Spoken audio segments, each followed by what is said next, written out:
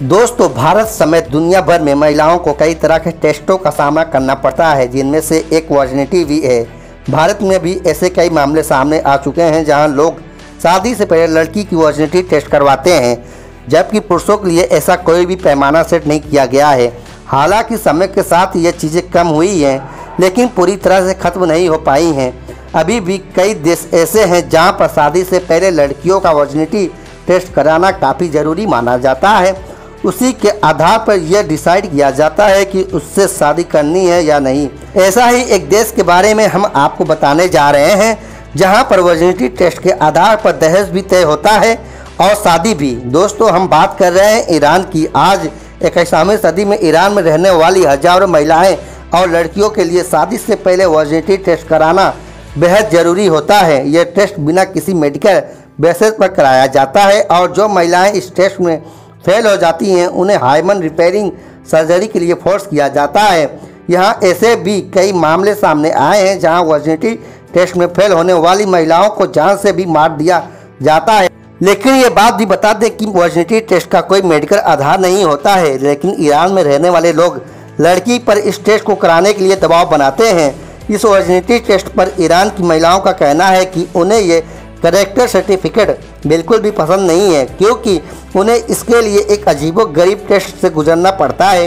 Virginity test के लिए clinic गई एक महिला ने बताया कि उसे आना बिल्कुल भी पसंद नहीं है, लेकिन परिवार के दबाव के कारण उसको ये कराना पड़ रहा है। आपको यहीं पर बता दें कि कई बार लड़कियां वर्जन होते हुए भी इस टेस्ट में फेल हो जाती हैं, क्योंकि बिना सेक्स के भी उनका हार्मोन टूट चुका होता है। और ये बिल्कुल नॉर्मल सी बात है कि फर्स्ट टाइम सेक्स के दौरान उन्हें ब्लड ना आए। ऐसा इसलिए होता है कि अगर ज़्यादा वेट उठाने या फिर डांस या फिर जिम जैसी फिजिकल एक्टिविटी करने से हार्मोन टूट जाता है और लोग इससे लड़कियों के वर्जिनिटी को जज करते हैं। इसी मुद्दे पर बात करते हुए ईरान के एक डॉक्टर ने कहा कि ऐसा नहीं है कि इस टेस्ट के लिए लड़के वालों की तरफ से दबाव बनाया जाता है, बल्कि तो लड़की की फैमिली इस टेस्ट के लिए लड़की पर दबाव डालते हैं।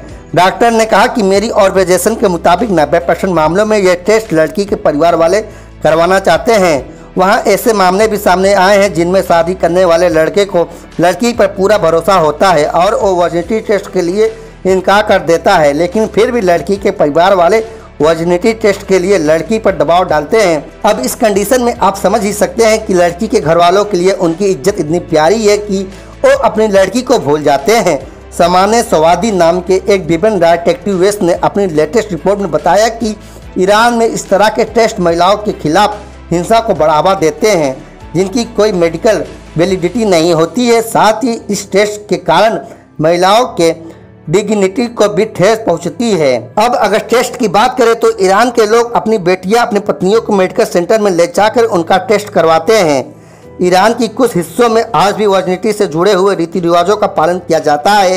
इन रीति रिवाजों के मुताबिक शादी की पहली रात, यानी कि जिसे सुहाग रात भी कहा जाता है, उस वक्त लड़की की बिस्तर पर वाइट चादर बिछाई जाती है या फिर रुमाल लगा दिया जाता है और अगले दिन अगर उस पर खून के धब्बे दिखाई देते हैं तो लड़की को वर्जन समझा जाता है और अगर ऐसा नहीं होता है तो उस लड़की की जिंदगी नर्क बन जाती है। अब इस दौरान होता यह है कि पति तो बीबी को वर्जन समझकर फिजिकली सर्टिफाइड हो जाते हैं, लेकिन हकीकत यह है कि पति को पेश की गई ये खुशी महिलाओं के लिए बहुत दर्दनाक साबित होती है।